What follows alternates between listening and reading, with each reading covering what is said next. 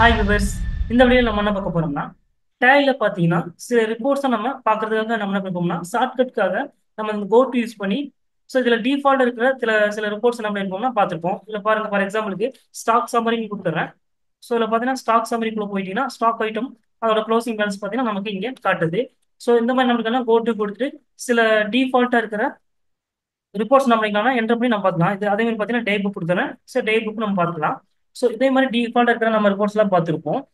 இந்த வீடியோ நம்ம என்ன பார்க்க போறோம்னா, நம்ம இது இது போக இந்த ரிப்போர்ட்ஸ் போக நம்ம அடிஷனலா சில கான்ஃபிக் பண்ணி அந்த ரிப்போர்ட்ஸ் கோட்டுல ஆட் பண்றது பத்தியும், அதுல நமக்கு தேவையில்லாத ரிப்போர்ட்ஸ் டெலிட் பண்றது பத்தி தான் இந்த வீடியோல பார்க்க போறோம்.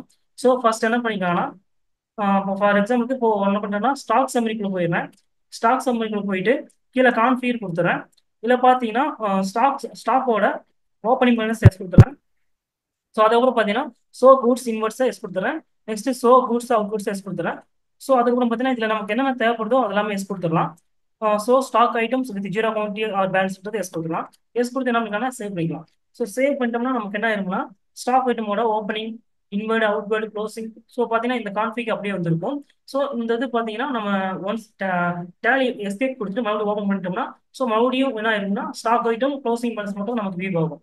நம்ம ஒவ்வொரு டைம் என்ன பண்ணிருக்கோம்னா கான்ஃபிகர் கொடுத்து நம்ம சேஞ்ச் பண்ற மாதிரி இருக்கும். இது நம்ம என்ன பண்ணிக்கலாம்னா, இந்த வியூ அப்படியே இருக்கணும், இதை சேஞ்ச் ஆகக்கூடாது. 1424 இருந்து 31/3/25 வரைக்கும் நமக்கு சேஞ்ச் ஆகக்கூடாது, இந்த வியூ அப்படியே இருக்கணும் அப்படின்னு நினைச்சீங்கன்னா என்ன பண்ணிக்கலாம்னா, ரைட் சைடு இருக்கிற சேவ்ன்ற ஆப்ஷன் யூஸ் பண்ணி இங்க என்ன பண்ணிக்கலாம்னா நேம் கொடுக்கலாம். இதுக்கு ஒரு வியூ நேம் கொடுத்துக்கலாம்.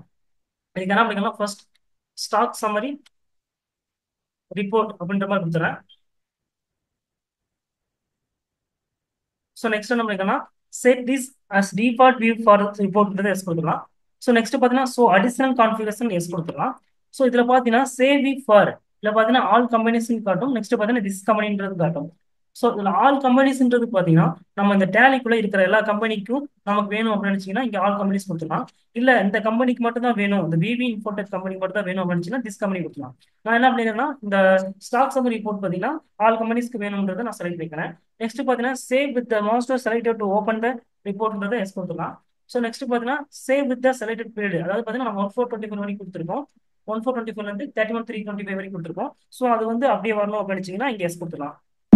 என்ன அப்படின்னா எஸ் கொடுத்து அக்செப்ட் கேட்கும். எஸ் கொடுத்து நம்ம சேவ் பண்ணிக்கலாம். நெக்ஸ்ட் ஸ்டாக் சம்மரிக்குள்ள போனீங்கன்னா அந்த வியூ சேஞ்ச் ஆகாது, அப்படியே இருக்கும். அதுக்கப்புறம் என்ன பண்ணிக்கலாம், மேலே கோட்டு கொடுத்துக்கலாம்.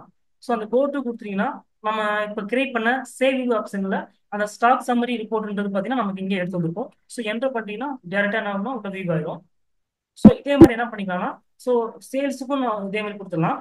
டிஸ்பிளே மோர் குட்ஸ், அக்கௌண்ட்ஸ் குட்ஸ், சேல்ஸ். இந்த சேல்ஸ் ரிஜிஸ்டர்ல பார்த்தீங்கன்னா இந்த ஏப்ரல் மந்த் மட்டும் நமக்கு அந்த போர்டில் பார்க்கணும் அப்படின்னு நினைச்சீங்கன்னா என்ன பண்ணிக்கலாம், இங்கிருந்து சேவ் ஆப்ஷன் கொடுத்துடலாம்.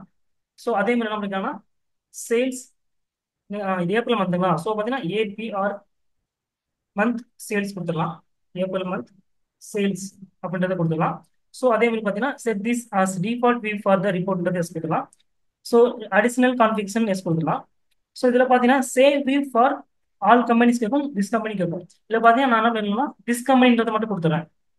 நெக்ஸ்ட் பார்த்தீங்கன்னா save with the selected period. பார்த்தீங்கன்னா 1424 இருந்து 30 ஏப்ரல் 24 வரைக்கும் கொடுத்துருக்கேன்.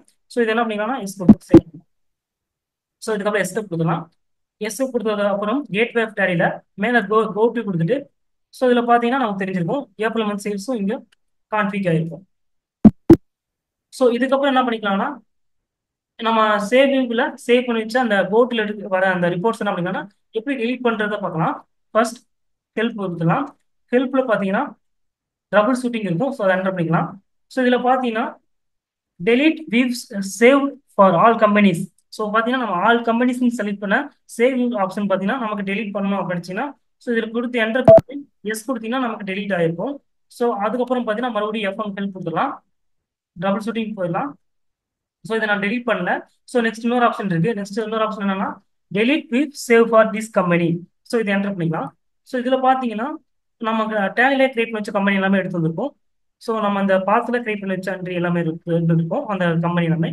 இதுல என்ன பண்ணிக்கலாம்னா நமக்கு எந்த கம்பெனில அந்த சேவ் ஆப்ஷன் வேணாம் அப்படின்னு நினைச்சீங்களோ அது மட்டும் என்ன பண்ணிக்கலாம், அந்த கம்பெனி பண்ணிட்டு எஸ்.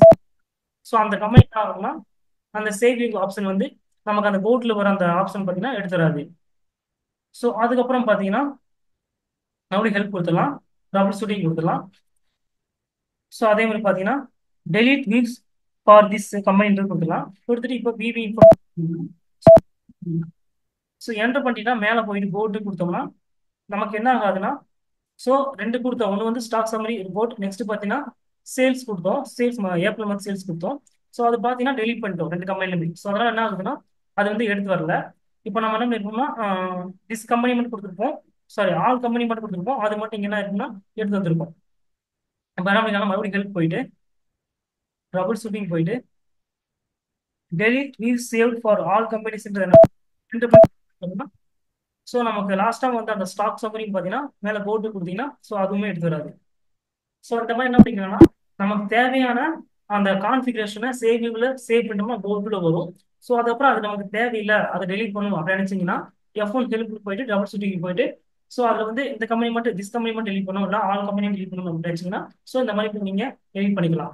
ஸோ இந்த வீடியோ உங்களுக்கு யூஸ்ஃபுல்லாக இருக்கும்னு நினைக்கிறேன். மறக்காம நம்ம சேனலை சப்ஸ்கிரைப், லைக் அண்ட் ஷேர் பண்ணுங்க. தேங்க்யூ ஃபார் வாட்சிங்.